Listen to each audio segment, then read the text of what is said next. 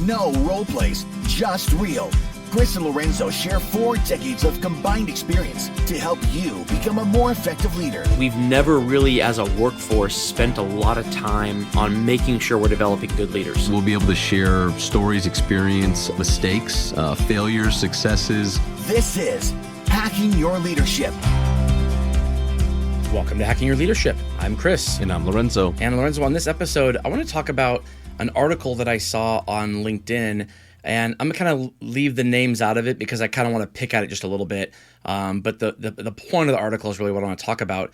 It referenced an incident where a person kind of became self-aware in a moment of working with a client that this particular client's values weren't aligning with this person. And they kind of started feeling bad about the situation and not wanting to work with the client anymore. And they did their best to kind of move forward with what they had contracted to do and finish that, but kind of said that they wouldn't do it again, that they would be more choosy about who they work with and making sure that their clients had a value system that aligns with their own. And I like that. I mean, in general, I think that's becoming more and more prevalent. I think more and more people are becoming, they're trying to ensure that the people that they work with, if it's clients or if they work for an employer, that employer's values align with their values. If you're going to put effort in and time into an organization, hopefully that is the case. But I've seen this happen for years and years and years. People who kind of come to these realizations where they decide to become a little bit more selfish in what they want to do with their career, be it from a standpoint of changing jobs or changing positions or organizations or entire industries.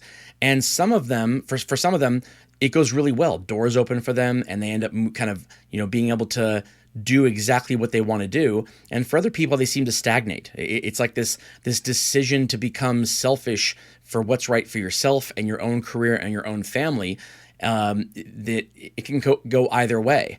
And what this article kind of made me think about was that the difference between these two things is the level of self-awareness that a person has when they go through it.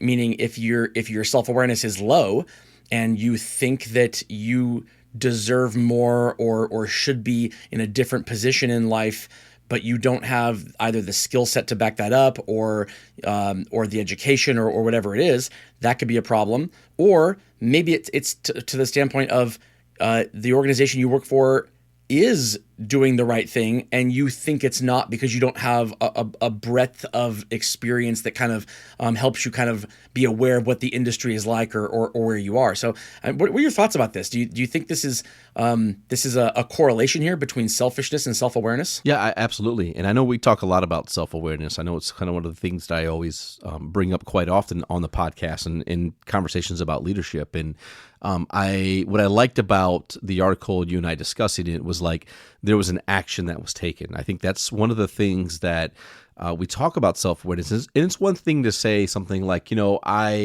I feel that these are my strengths. I feel that these are my opportunities. I feel that I could improve at this. But again, those are just words until you do something. Like to improve would mean that you have to change your behavior in a certain way to be better at something. So I just think that I like it because there was a decision made. There was kind of like this epiphany or this element of self-awareness, and then kind of like this commitment to not do it again.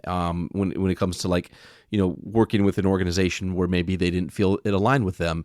And I also like the fact that it was done online on LinkedIn because that's my style. We've talked about this on the show. I like the idea of kind of public accountability, stating what I'm going to go do and saying I'm going to do this by this date. I like that idea. I think, and you bring up a great point here in the idea of selfishness, because there are times when I think that I think that I would want people to be more selfish. Here's what I mean by that. If you don't find joy in what you do every day, then be selfish and find something where you do find joy, whatever that is. And I understand there are going to be times in your life where you need to get a paycheck. There will be times in your life, whether it's because you're trying to get or complete an education where you have responsibilities, whether it's family responsibilities, parents, life responsibilities. There are times when you're going to have to get a job, and I've been there. And you can check my LinkedIn profile and you can see that I worked at McDonald's and fast food. Like, I've been in places where like I had to have a job, and I was young. I didn't have experience, but I needed money to do the things I wanted to do.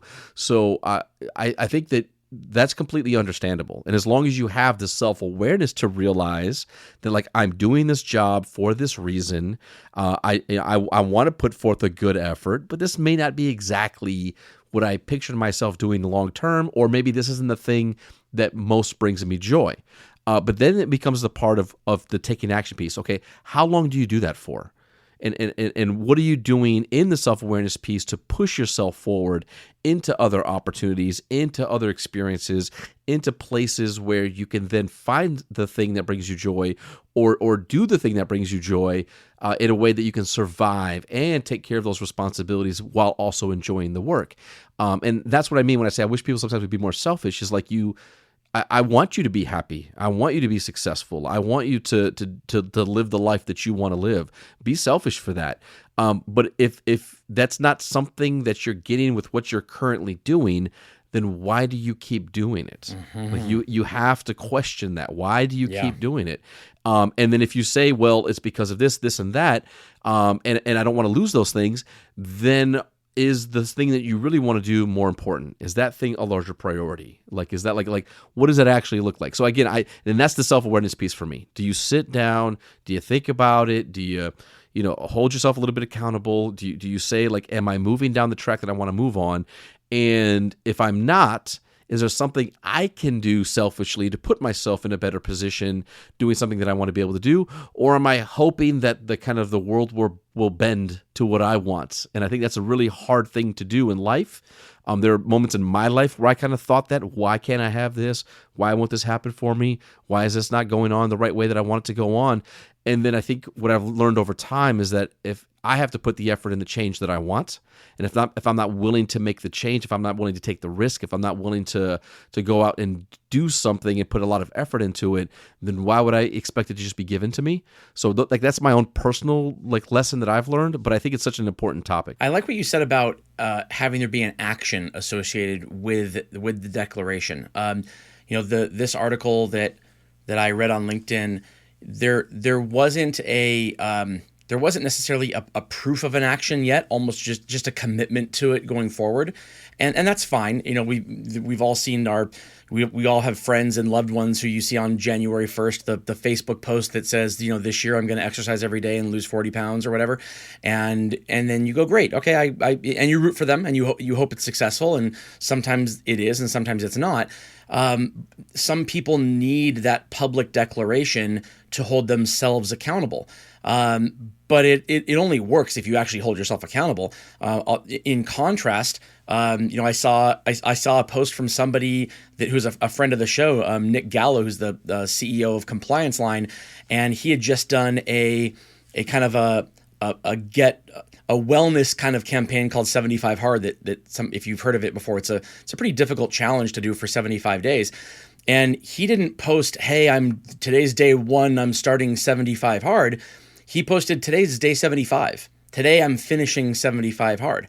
And that hits differently when someone says that I did something because this was important to me, then the action is there. Like you can see the action in real time. That's different than saying I'm going to do something. And again, I'm not discounting the importance of that self-declaration if you need that. But too often the declaration, the public declaration that you use to hold yourself accountable is becoming less and less effective at holding yourself accountable because it gets lost in the noise anyway, and then you don't have the action that backs it up. So this person who said, I'm not going to work with clients anymore who don't align with my values, it'd be interesting to see whether that holds true, right? A year from now, have they actually not worked with people who don't align with their values? Or was it a public declaration because they are hoping they can make the change happen? But at the end of the day, if you got to pay the bills and the money is too good coming from clients who don't necessarily align with their personal values, and they find that they don't get any business only working with people who align with their values, then do the values take a back seat, or does the lifestyle take a back seat? And again, there's no right or wrong. It's just what is important to you. And this is the exact same thing. If you are making decisions in your own life in terms of career decisions, you're making this based on you can say what's important to you, but your actions will tell you what's important to you. There's an old adage, when a politician gets up and says, "This is what's important to me," the only correct response should be, "Don't tell me what's important to you. Show me your budget, and I'll tell you what's important to you." Right? Show me how you spend your time, and I'll tell you what's important to you. Don't tell me what's important to you. Your time and your budget and your actions will tell me that just fine. You don't need to say it. And this is the exact same thing. If you are saying that what's important to you is to work for an organization that believes in this and this and this and this and this, then great. Then whatever that is, that's right for you. Do you work for that kind of organization? And if the answer is yes, you do, then if that means that comes with compromises in terms of a paycheck, meaning you're making less because you're working for an organization that is really aligned with your values, then that's great. You might be very happy doing that. Or you might decide, you know what, I want to make a ton of money. I want to make sure that I can do this for my family, and I want to buy a house, and I want to do all these things. And I can't find that in an organization that aligns with my values. Well, then you can compromise. You can compromise, but what that means is that your values are something different than what you think they are. And that doesn't make it wrong. It just means that your values are what you can provide for your family and what you can do for the long term, potentially, and that's okay too. But when the lack of self-awareness can lead to problems when you think it's both. When you think that you want to be able to have all these things that you want from a financial, monetary kind of standpoint, and you want to work for an organization that aligns with your values, and you can't find the two, you can't find where that intersection meets, to believe that the world will bend in order to make that happen isn't going to happen. You have to make the world bend. You have to make that change in order to align or make peace with it. But to kind of believe that it is owed to you without you actually making it happen, I think that's where people go the wrong way. It's funny. As you were talking, I was thinking about multiple conversations I've had recently. Shout out to George, to Yulia, and then shout out to, I can't remember this guy's name that it was on Instagram, but around things like you just said, like what are you doing to change your circumstances, and how committed are you to learning something by being really, really involved in it? So I'll give you a couple of examples. We were talking about sports and athletes. We were talking about basketball. We were talking about ice skating, and then the Instagram video I saw was about a Division I athlete who did not play a single minute on the football team. Division I the whole time, on the team the whole time, never touched the field, right? And he is a personal strength and conditioning trainer now, right? And what his videos were about was that I've always wanted to do this. I've always wanted to be in sports. I've always wanted to be heavily involved in health and fitness and wellness. And I always thought that was going to be the player, the athlete. And I was even a Division I player. Got a jersey, got everything, never touched the field. But here I am, right? I'm doing what I love to do. This brings me the most amount of joy. Is he making millions of dollars? Probably not. Right. But is he doing well for himself? Yes. Is he doing something that he loves? Absolutely. The commitment part, I was talking to George about this, and George is like, look, I love sports. I love basketball. If I wanted to be an NBA player, I know I need to practice a lot. I need to play basketball every single day. I need to do drills. I need to shoot. I need to do 1,000 shots a day. I need to do all these things. He goes, also, I'm like 5'10", and let's just say I'm 174 pounds, right? Right. So chances of me making the NBA are probably not that great. Will I be a better basketball player? Absolutely. Right? If that's my joy, would playing that much basketball, being around other people doing it, committing myself that much to it, would that put me in positions to potentially find a way to have basketball be a part of my life?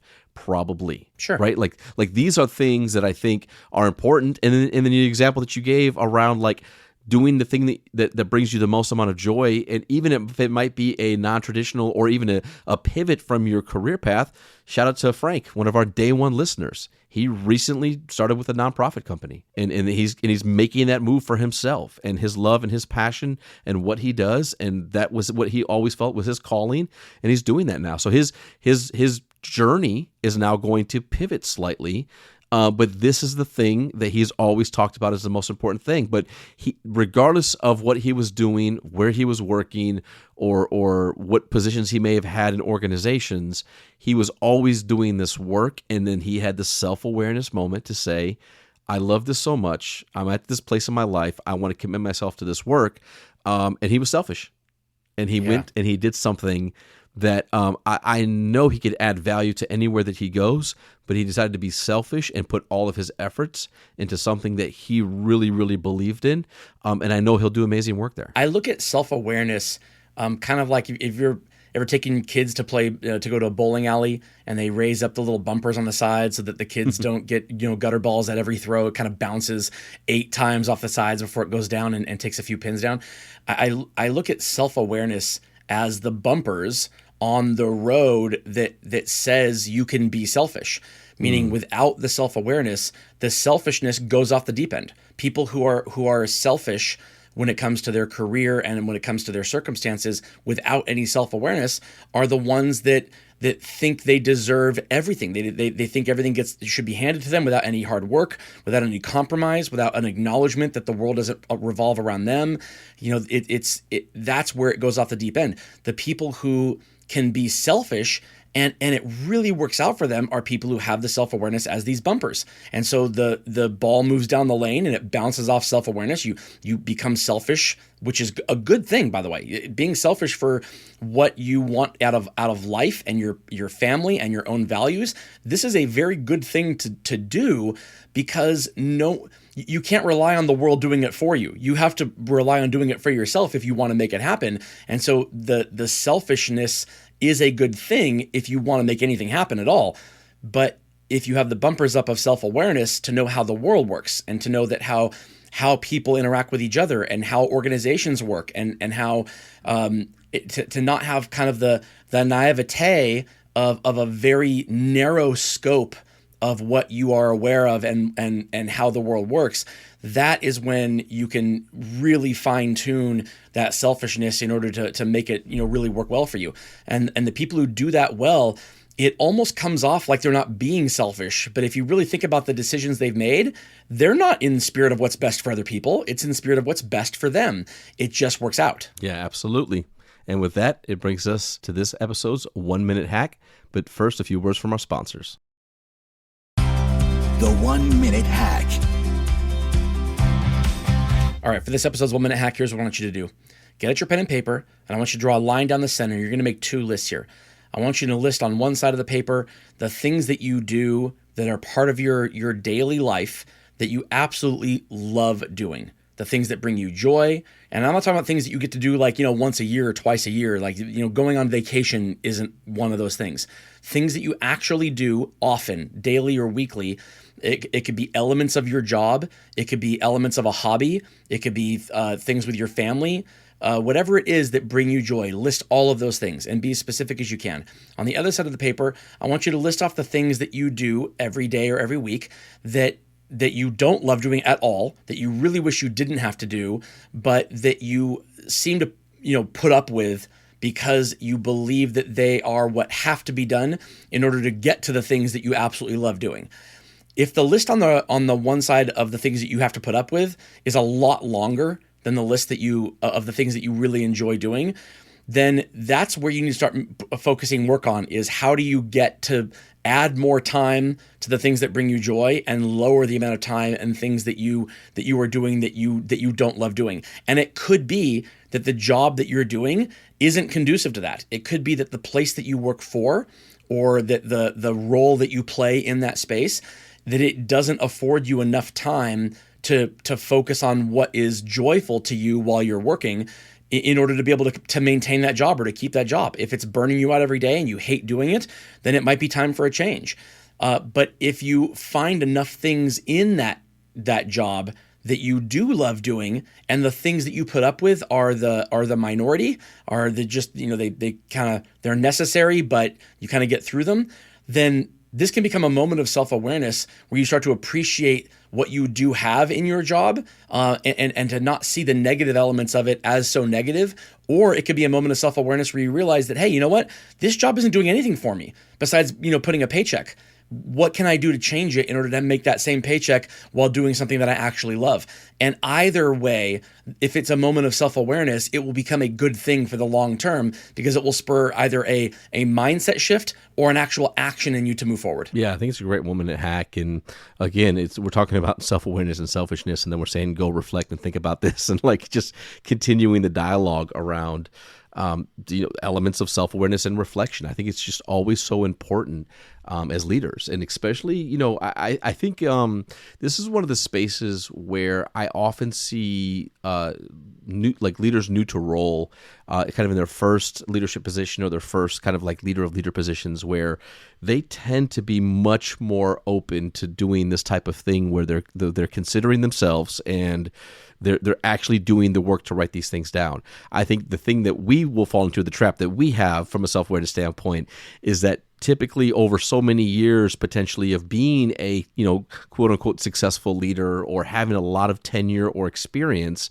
you start to really solidify what are some of the things that you do. And I think that you absolutely should do that when it comes to things like values and who you are and what you believe in. But I think how we do work and how we lead, we should always be doing these things to question ourselves and push ourselves, because every generation and the evolution of the expectations of leadership are going to continue to push us to different places. And if we're not willing to do that, even with experience and background that you can lean into to be successful, if we're not willing to do that, that's going to cause major roadblocks for a lot of leaders. So I think that those that may have been doing this for a while, or some of our listeners are C-level executives, right? And I love the fact that many of you not only talk about what you do in the show or what we do in the show, but you share what you're doing or what you're taking away from it. But please continue to share those things with us. It's really, really helpful when we're thinking about content and conversations that we want to have. So continue to please tag your thoughts or tag us with your thoughts on any social media platform. Let us know if you have any questions. We really appreciate that. Yeah, I want to end with just saying that the most important reason to be selfish is not about how much money you're putting in the bank or ignoring other responsibilities and just focusing on yourself. The most important reason to be selfish is that whatever you do for a living is going to take a lot of your time over the years. And it is a waste of that time and a waste of that life if what you're doing is not something that you really enjoy doing. And the reason why the self-awareness is important is that the likelihood of what you do for a living being 100% in the column of this brings me joy and there is nothing I have to put up with that is a negative, it's all positive, is almost zero. It's almost zero to have a career that does that. There's always going to be some element that you have to put up with that you don't necessarily like. And having the self-awareness to understand that there is no perfection out there. There is no place where you can work where every single moment of every single day is something that truly drives you and gives you passion and sings to you, and there's nothing negative about it at all. There will always be something. It's about the balance and about making sure that the positives outweigh the negatives by a lot. It's not about eliminating the negatives altogether, because that's not something you'll ever be able to do. Absolutely. And with that, it brings us to the end of this episode. This is Hacking Your Leadership. I'm Lorenzo. And I'm Chris. And we'll talk to you all next time.